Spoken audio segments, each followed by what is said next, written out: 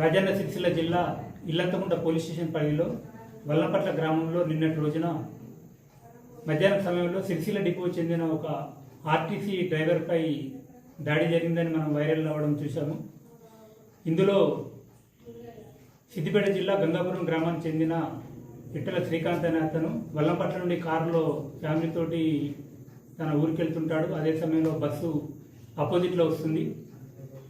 ఆ క్రమంలో bus driver తనకు సైడ్ ఇవ్వలేదని అతను కొంత దూరం ముందుకెళ్ళి మళ్ళీ కారు దింపుకొని వచ్చి బస్సుకు కారు అడ్డం పెట్టి ఆ బస్సులోకి ఎక్కి ఆ డ్రైవర్పై దాడి చేయడం జరిగింది. కాలుతోటి తన్నడం, చేతితోటి కొట్టడం జరిగింది. దీనిపై అటు డ్రైవరు కల్లూరి బాలరాజు పోలీస్ స్టేషన్లో ఫిర్యాదు చేయగా కేసు నమోదు చేసి దర్యాప్తు చేయడం జరిగింది. దర్యాప్తులో భాగంగా ఈ రోజున అటు దాడికి పాల్పడిన పిట్టల శ్రీకాంత్ను అరెస్ట్ చేయడం జరిగింది. ఇప్పుడు అతని తర్వాత కోర్టుకు రిమాండ్ గురించి పంపిస్తాము.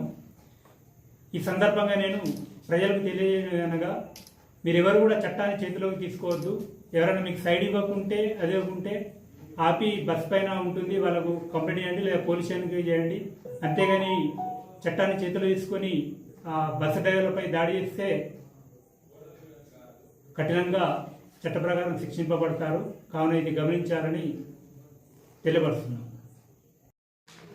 విధుల్లో ఉన్న ప్రభుత్వ ఉద్యోగులపై దాడి చేయడం తీవ్ర నేరంగా పరిగణించబడుతుంది. ఎవరు కూడా అది ఆర్టీసీ కానీ, సెస్ కానీ, ప్రభుత్వ ఉద్యోగులు, వైద్య శాఖ కానీ, టీచర్లు ఎవరైనా కూడా మీరు ఎట్టి పరిస్థితుల్లో ప్రభుత్వ ఉద్యోగులపై చేసుకోవడం, దాడి చేస్తే మాత్రం తీవ్రంగా చట్ట ప్రకారం చర్యలు తీసుకోబడుతుంది.